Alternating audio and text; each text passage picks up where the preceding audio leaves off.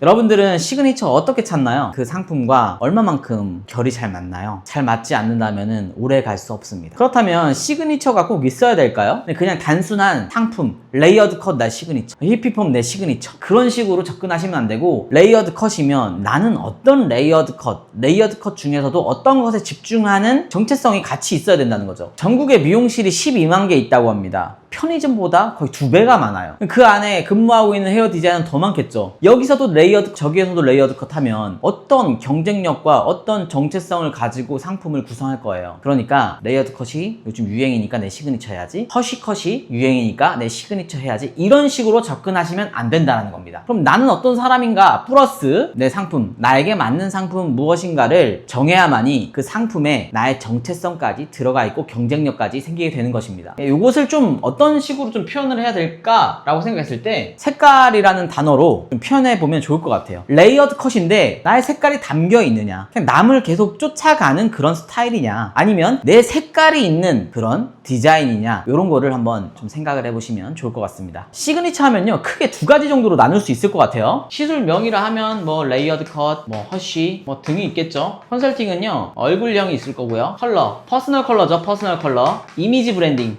이미지 브랜딩 안에는 뭐 패션도 있고요, 메이크업도 있을 겁니다. 요게 약간 좀 차이가 있어요. 어떻게 보면 시술명, 레이어드, 허쉬컷 요렇게 가시는 분들은 통상적으로 봤을 때요, 예약률이 안정적입니다. 매출도 좀 안정적이에요. 근데 이 컨설팅을 할 수 있는 능력, 굉장히 유행을 많이 했죠. 이거 말씀드리면은 디자이너 선생님들이 이렇게 얘기합니다. 너무 많아가지고 나 저거 따라하기 싫어요. 다시 한번 가슴에 손을 얹고 생각해보세요. 따라하기 싫은 거예요? 못하는 거예요? 이 얼굴형이 유행했던 이유는 하나입니다. 나를 알고 싶다. 이제 고객들도 유행에 휘둘리지 않으면서 나에게는 무엇이 어울릴까? 나에게는 어떤 머리가 어울릴까? 나의 얼굴 톤에는 어떤 메이크업이 어울릴까? 나의 체형에는, 나의 키에는, 나의 몸무게에는 어떤 패션이 어울릴까가 관심사입니다. 초기에 선점하셨던 분들은 지금도 얼굴형 컨텐츠를 하고 있고 잘 되고 계시죠. 근데 이게 너무 무분별하게 많아지다 보니까 조금은 반응도가 떨어진 건 사실입니다. 그럼에도 불구하고 강력한 컨텐츠죠. 고객들의 생각은 무엇이냐면 내 두상, 모질, 얼굴형에 맞게끔 머리를 해주길 원합니다. 맞죠? 근데 그것을 해줄 수 있는 사람과 못하는 사람은 요즘에는 컨텐츠로 구분이 된다는 거예요. 내가 그런 능력을 갖고 있어도 컨텐츠로 못 보여주면 사실은 의미 없죠. 그리고 퍼스널 컬러, 그러니까 머리, 헤어 컬러를 하는 것도 얼굴 톤, 자기에 맞는 이미지에 맞는 컬러, 이런 것들을 찾고 싶어 하는 거예요. 왜? 나를 알고 싶으니까. 그래서 퍼스널 컬러 해줄 수 있는 사람 어때요?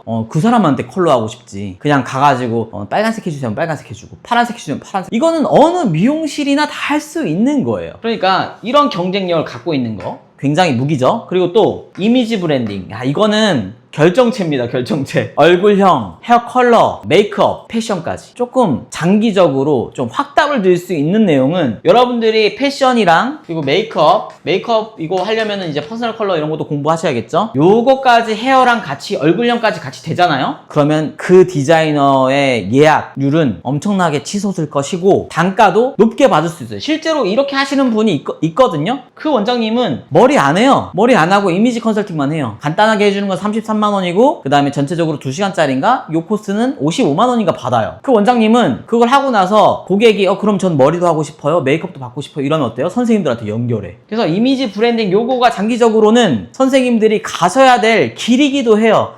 미용사 하기 진짜 힘들다 이렇게 생각하시면 끝이 없고, 요렇게만 가셔도 돼요. 사실은 요거에 대한, 여기에 내 색깔을 넣는다, 요렇게만 가도 돈 버는데 문제가 없습니다. 근데 좀 더 나아가서 헤어라는 것은 패션, 헤어는 패션의 범주 안에 있습니다. 이 안에는 헤어도 있을 수 있고 메이크업도 있을 수 있고 다양하죠. 네일도 있고요. 이렇게 다양하게 패션 안에 범주에 있어요. 여러분들이 진짜 고객이라고 생각을 해볼게요. 저기 미용실을 가면 내 머리 매직을 해줘. 근데 여기 미용실을 가면 내가 매직을 할지 파마를 할지 이미지에 맞춰서 컨설팅 해주고, 그 다음에 피부톤도 잡아주고, 그 다음에 전체적인 패션까지 퍼스널로 정리를 해줘. 어떤 것에 더 가치를 느끼세요? 당연히 후자가 돈을 낼 가치가 있다라는 거예요. 지금 하는 사람이 많이 없기 때문에 조금 더 진입장벽이 높으니까 못하겠죠? 근데 이 진입장벽이 높아도 하는 사람이 있다는 건 가능하다라는 거잖아요. 그러니까 꾸준히 여러분들이 패션과 메이크업은 꾸준히 공부를 하고 계셔야 된다는 거예요. 얼굴형 분석,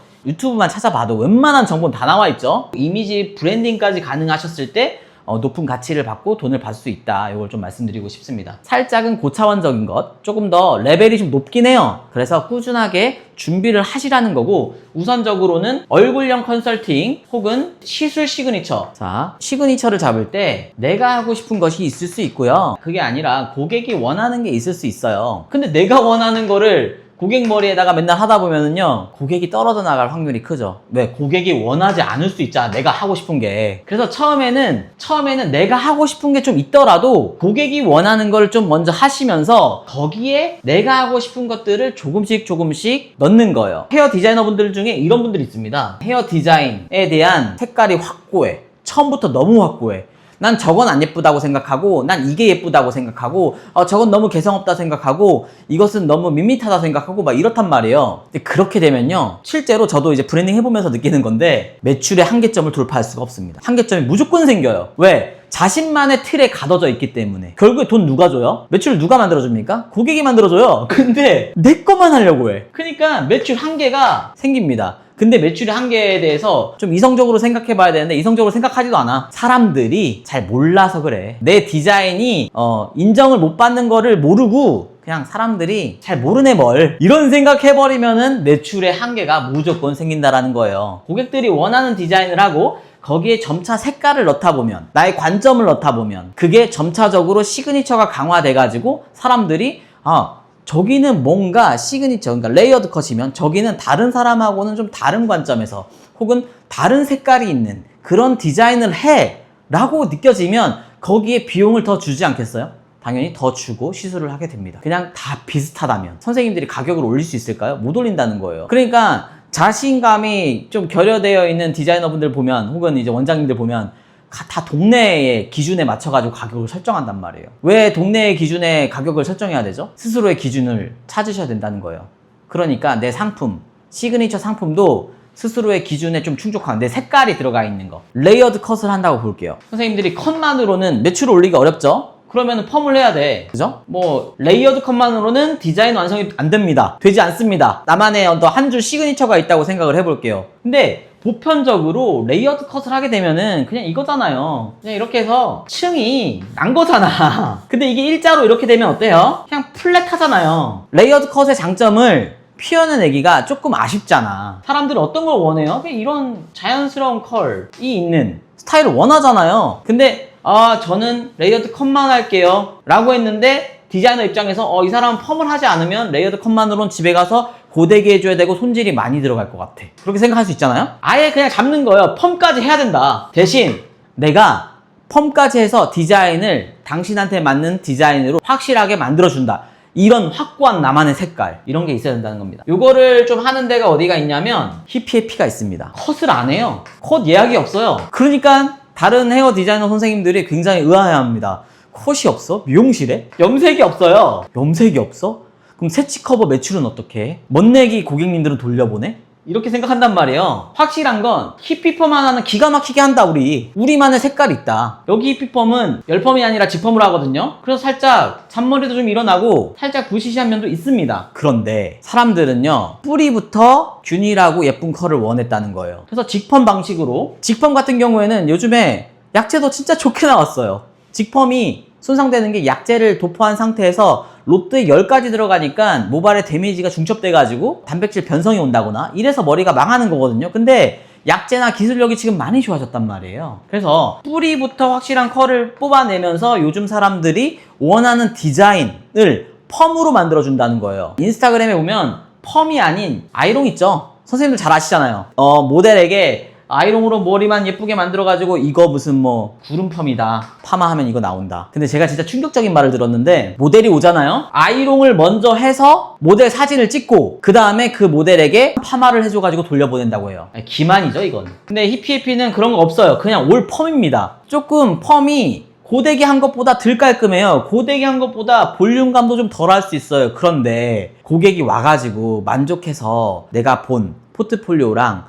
비슷한 스타일로 해가지고 가기를 원하지, 갔더니 고객님 이거는 뭐 고데기예요, 혹은 고객님 이거는 좀 머리가 이래서 그래요, 막 이런 식으로 돌려서 막 당신에게는 이걸 했을 때 잘 안 된다 이런 얘기를 들으면 어때요? 다시 올까요? 신뢰가 생길까요? 안 된다는 거예요. 상품과 시그니처에 대해서 좀 얘기를 해봤는데요. 내가 팔 상품을 그냥 단순하게 돈을 벌기 위한 시그니처로 잡잖아요. 그러면요, 안 된다는 거예요.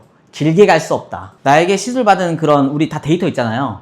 커트면 커트, 펌이면 펌, 염색이면 염색. 그 중 안에서도 고객이 나에게 칭찬하고 소개가 이루어지고 고객님이 뭐 직장 갔는데 나 머리 어디서 했는지 물어보더라고요. 막 이런 소리를 들었던 디자인. 그리고 그거는 내가 진짜 싫었다면 그거 안 했을 거예요. 내가 은연중에 알고는 있어요. 아, 뭘 해줬을 때 고객들이 좋아하더라. 그리고 내가 너무 자신있게 할 수 있는 디자인이더라. 그게 무엇인지. 그리고 거기에 우리가 같이 고민해봐야 될 것은 어떻게 여러분의 색깔을 넣을지는 같이 고민해 본다는 거예요. 그래서 요거와 요거의 교집합, 이걸 먼저 찾아야 된다. 그리고 자연스럽게 컨텐츠 만들다 보면요, 실력이 늘어요. 그리고 실력이 늘다 보면 고객들도 실력이 는 디자인을 시술받게 되겠죠. 그 시그니처가 단단해지게 되는 겁니다. 요거는 색깔은 요거는 이제 어떤 거를 얘기하냐면 선생님들의 성향, 그리고 선생님들이 연상시킬 수 있는, 예를 들면 레이어드 컷이면 그 레이어드 컷 컷만 하지 말고 펌까지 꼭 같이 해야 된다는 선생님이 있었는데 갑자기 연상시키기 쉬운 그런 쪽으로 시그니처를 어떻게 브랜딩 방향을 맞춰가는지에 대해서는 같이 한번 의논하면서 맞춰가면 될 것 같습니다.